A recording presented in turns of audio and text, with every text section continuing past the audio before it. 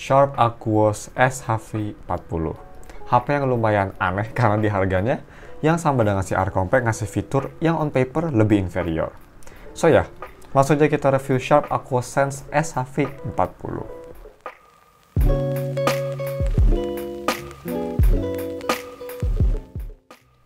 Halo guys, nama gue Steven dari StevTech dan mari kita langsung aja review Sharp Aquos Sense atau SHV40.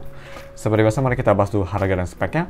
Untuk harganya kalian bisa beli di harga 750.000 yang punya RAM 3GB dan internet storage sebesar 32GB, Wi-Fi only, nggak bisa pakai SIM sayangnya, yang udah support microSD expansion.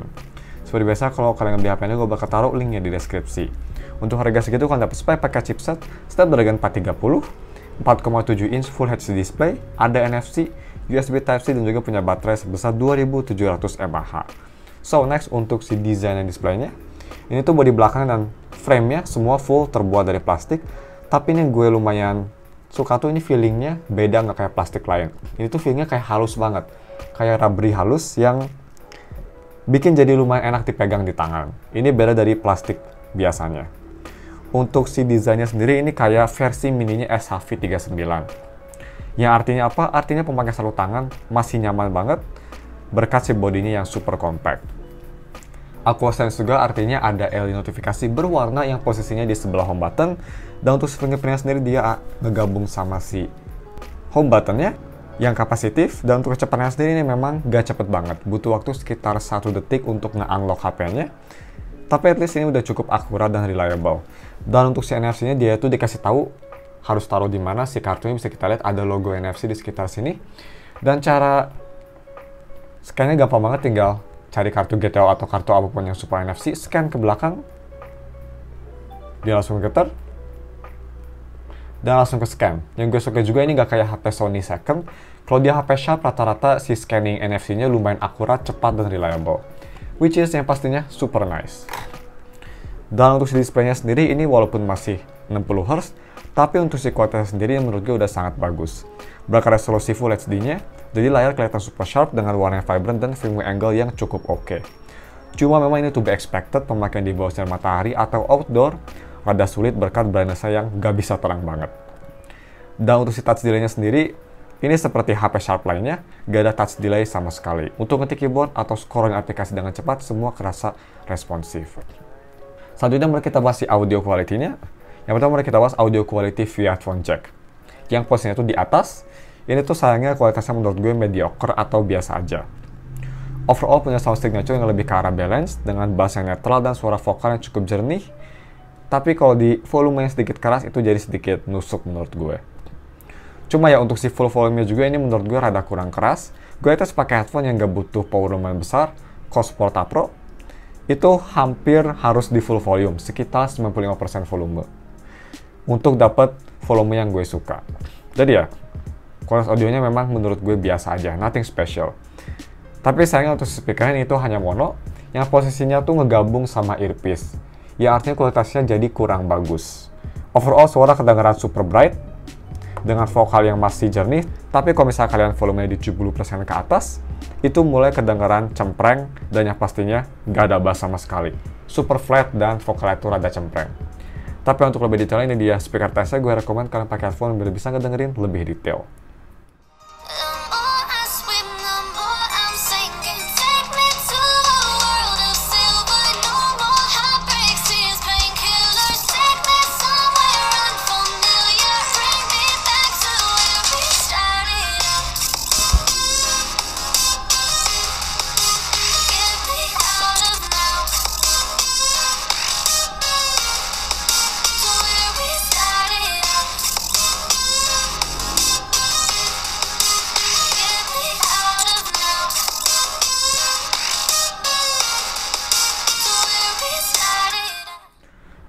Next, untuk si kamera quality-nya, brief aja, kamera belakang tuh punya megapiksel sebesar 13 megapiksel, sedangkan kamera depan punya megapiksel sebesar 5 megapiksel yang bisa nge-record video sampai resolusi 1080p di fps 30. Dan untuk kualitas real kameranya menurut gue udah cukup oke lah.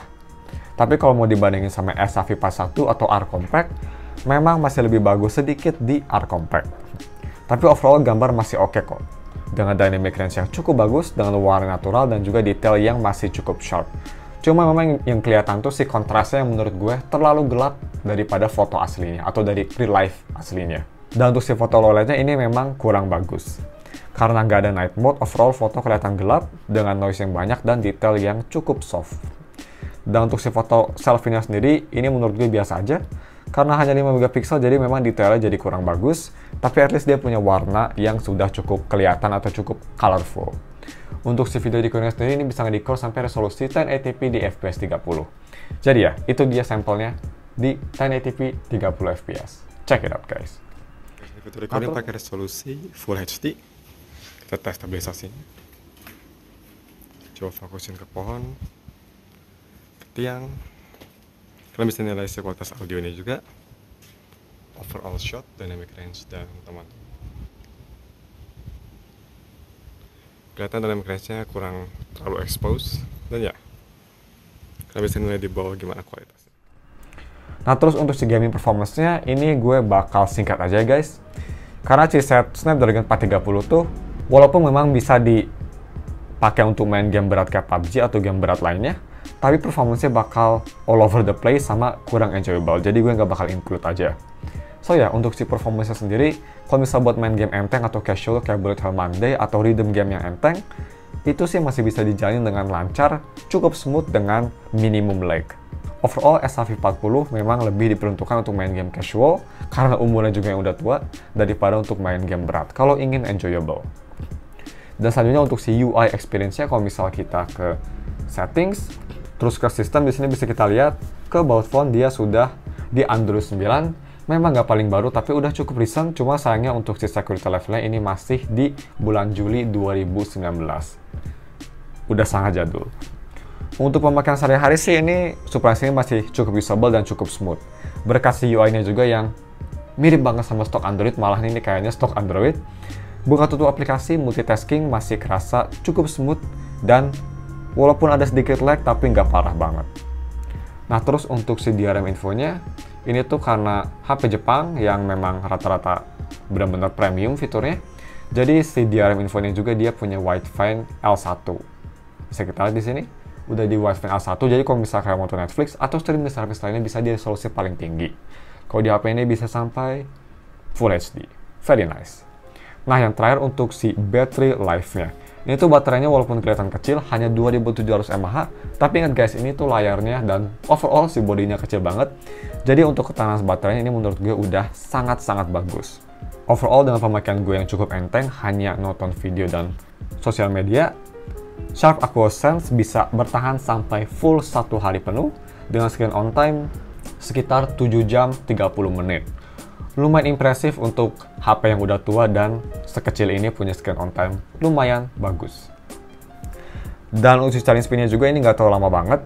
Gue ngecas dari 20% sampai 100% itu hanya butuh waktu sekitar 1 jam 37 menit. Memang untuk kapasitasnya lumayan lama, tapi at least nggak sampai 2 jam. Dan yang terakhir, atau langsung aja kita kasih konklusinya. Untuk konklusinya menurut gue, Sharp AquaSense di harganya yang sangat mirip dengan SHV41 atau R Compact, memang jadi rada susah direkomend. Kenapa? Karena walaupun punya layar yang bagus, USB Type-C, dan UI yang cukup smooth, tapi SHV41 bisa ngelakuin hal tersebut dengan jauh lebih baik dan punya spek yang terutama dari si chipsetnya yang jauh lebih powerful di harga yang sama. Ya mungkin gue bisa ngerekomend HP ini kalau misal kalian mau nyari alternatif option selain SHV41. Tapi selain itu sih, daripada beli SHV40, gue mending rekomend kalian beli SHV41 Compact aja. Tapi ya, gue bakal tetap taruh kok link pembelian SHV40 kalau kalian mau beli HP ini. Tapi ya guys, mungkin cuma segitu aja videonya. Mohon maaf kalau misalnya ada kesalahan atau video yang kelewat. Jangan lupa like dan subs. Thanks for watching. We'll see you in another video. Oh ya, kalau misalnya kalian ingin wallpaper yang ada di HP-nya, gue bakal taruh linknya di deskripsi juga. See you soon.